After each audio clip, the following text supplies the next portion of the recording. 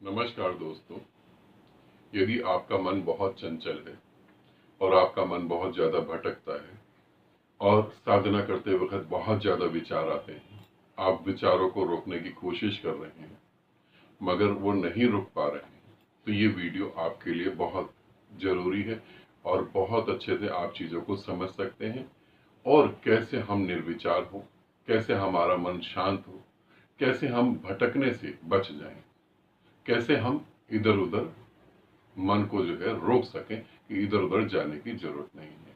तो जिन भी साधकों का मन भटकता है, जो अपनी मन की चंचलता से परेशान है, उन साधकों के लिए ये वीडियो है। यहाँ पर एक प्रश्न पूछा है एक साधक ने कि गुरुदेव, जब मैं साधना करने बैठता हूँ तो मेरा मन जो है वो रुकता ही नहीं, सतत विचार चलते रहते हैं, कभी इधर कभी उधर कभी उधर।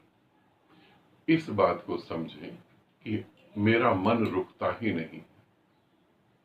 एक बार की मन शब्द को हम हटा देते हैं, हम मन शब्द को भूल जाते हैं, कोई मन नहीं है, तब हम कहते कि मैं रुक ही नहीं पा रहा हूं। यदि हम कहते कि मेरा मन नहीं रुक रहा है, तो इसका अर्थ ये होता है कि मन अलग है और मैं अलग हूं। मैं क्या करूं, वो रुक ही नहीं रहा। मैं क्या करूं, वो कहना ही नहीं मान रहा।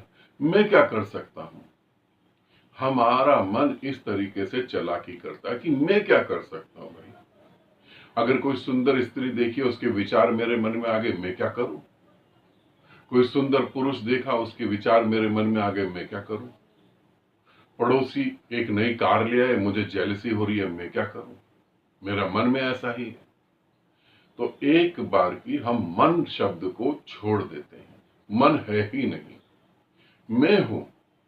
मैं बार बार इधर उधर भटक रहा हूं, मुझे जेलसी होती है, मुझे अहंकार होता है। मैं हूं तो मैं भटक रहा हूं। अब मैं अपने आप को कैसे ठीक कर सकता हूं। यदि मैं ये कहता हूं कि मैं अपने आप को कैसे ठीक कर सकता हूं, तो इसका मतलब है मुझे अब किसी ग्रंथ की जरूरत नहीं है। मैं बिगड़ा हूं तो मैं अपने आप को अब ठीक करूंगा। पहला तो मन से, शब्द से हटा दें अपने आप को।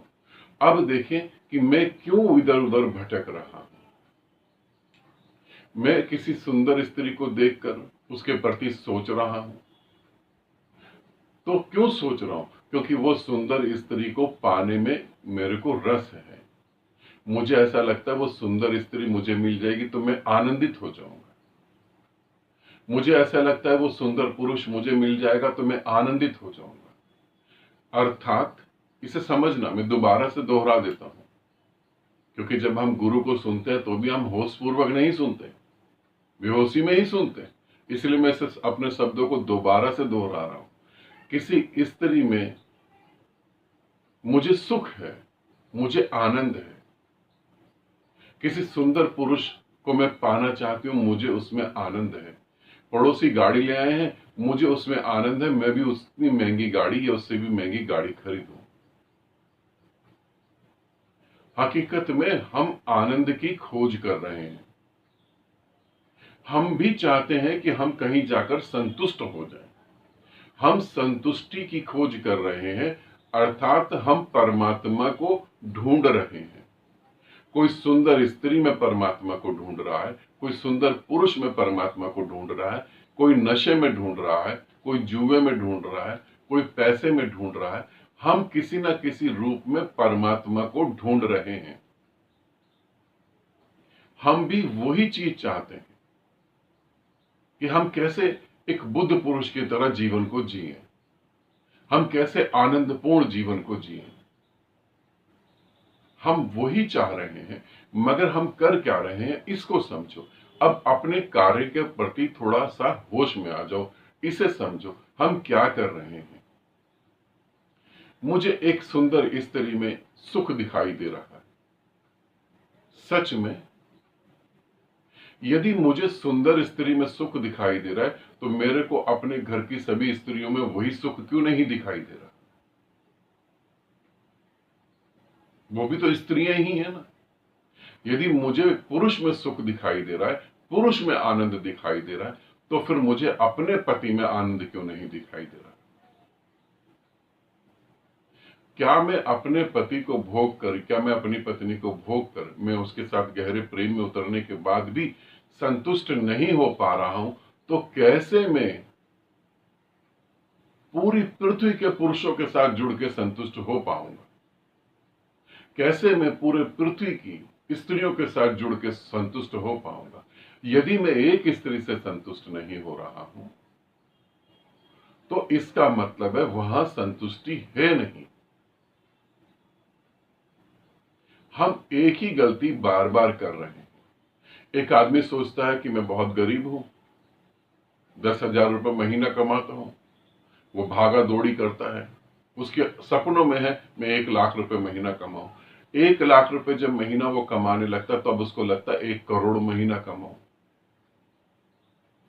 अब वो भी पैसा इसलिए कमा रहा है कि मैं कभी संतुष्ट हो जाऊंगा। जब आप इस तरीके से एक्टिविटी करते हैं, तो आप पाते हैं कि आप संतुष्ट कहीं नहीं हो पा रहे। और मेरी बात मानने की जरूरत नहीं है। आप अपने जीवन में पीछे उतर के देखें, आप अपने इतिहास को चेक करें। जब आपकी शादी नहीं हुई थी, तब मन था शादी हो जाए तो बहुत कुछ हो जाएगा, आनंद बरसेगा, खुशी आएगी। अब शादी हो गई, 10 साल बीत गए, अब पता लगता है गलती हो गई, अब किसी और से शादी हो जाए। संतुष्टि कहां है? हम संतुष्टि ढूंढ रहे हैं, और जब हम संतुष्टि ढूंढ रहे हैं तो वो कहीं भी नहीं मिलेगी। क्यों नहीं मिलेगी? क्योंकि मैं काल्पनिक है। हकीकत में मेरा मैं ही काल्पनिक है। मैं काल्पनिक हूं, और अगर मैं काल्पनिक हूं तो मैं कैसे संतुष्ट हो पाऊं? संतुष्टि सत्य है, मैं कल्पना हूं। तुम शायद नहीं समझ पा रहे, ऐसे समझते हैं। तुम रात को सो गए, किसी कारणवश रात को तुम्हें खाना नहीं मिला, किसी भी कारणवश खाना बना नहीं, कोई भी बात हो गई, पत्नी कहीं चली गई, कुछ भी, खाना तुम्हें नहीं मिला।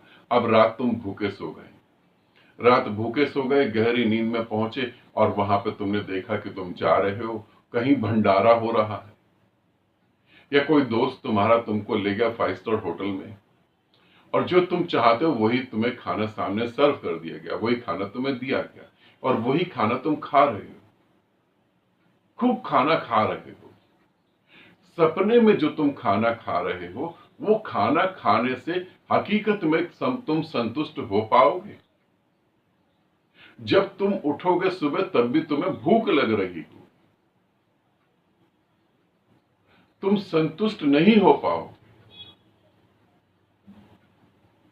इस तरीके से तुम इस बात को सोचो और समझो कि जहां तुम संतुष्टि ढूंढ रहे हो, हकीकत में तुम्हारा अपना ही कोई अस्तित्व नहीं है। जिसे तुम कह रहे हो कि मैं हूं,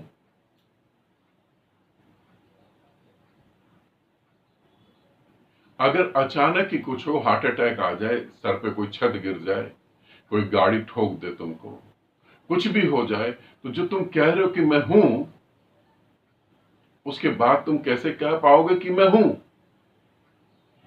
जो आज कह रहा है कि मैं हूं, और शाम को वो कह ही नहीं पा रहा कि मैं हूं, खत्म हो गया वो, तो तुम्हारा अस्तित्व सत्य में है कहां पर? तुम्हारा अस्तित्व सत्य में कहां पर है? तुम हो कहां पर? और अगर तुम नहीं हो, तो तुम्हारी संतुष्टि ढूंढने की यात्रा कभी पूर्ण हो पाएगी?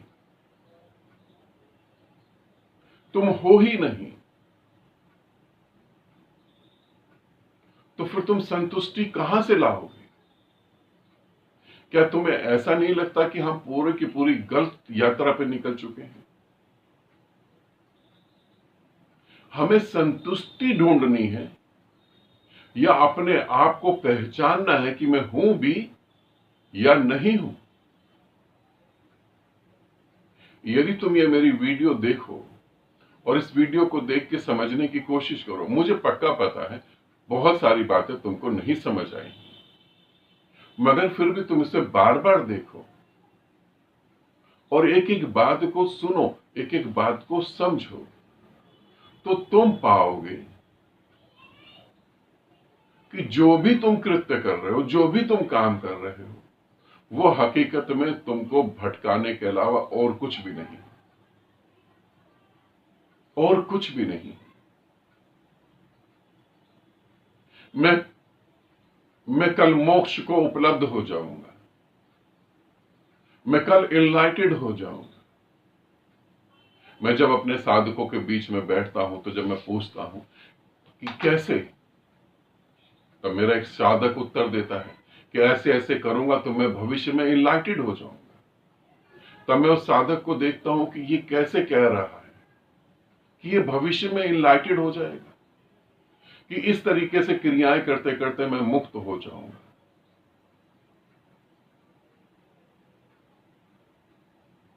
थोड़ा सा समझो, थोड़ा शांत होकर सोचो एक बार।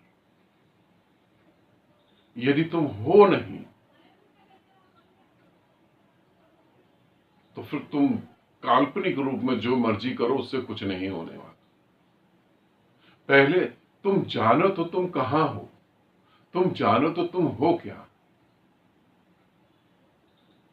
मैं जानू ही नहीं अपने बारे में, और अपने बारे में बिना जाने यात्रा चालू कर दूं, तो मैं कभी चंचलता से मुक्त नहीं हो पाऊंगा।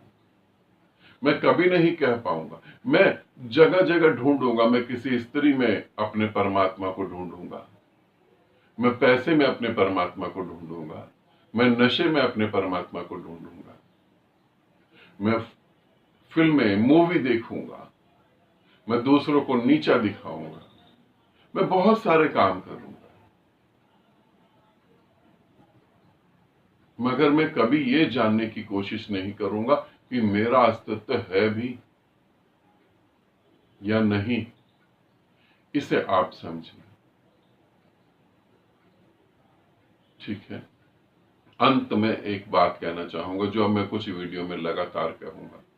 जो भी साधक मुझसे जुड़े हुए हैं, और जुड़ने के बाद जिन्होंने साधनाएं करी हैं, और साधना करने के बाद उनको जो अनुभव हुआ है, उनका जो जीवन बदला है, तो आप अपने जीवन जो बदला है उस एक्सपीरियंस को कमेंट्स बॉक्स में लिखें, ताकि और साधकों को पता लगे कि सही में जीवन बदल रहा है। और ऐसा नहीं बढ़ा चढ़ा के, जो सत्य है वही लिखें। यदि आप मुझसे जुड़े हैं तो आपको पता होगा जो सत्य है वही होना चाहिए, असत्य बिल्कुल नहीं होना चाहिए।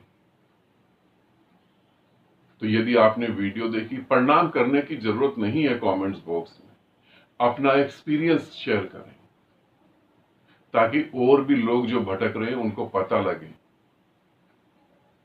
कि यहां एक बहती हुई नदी है जिससे हम अपनी प्यास बुझा सकते हैं। ठीक है, आनंदित रहें, सदा खुश रहें। बहुत बहुत प्रेम आप सभी को।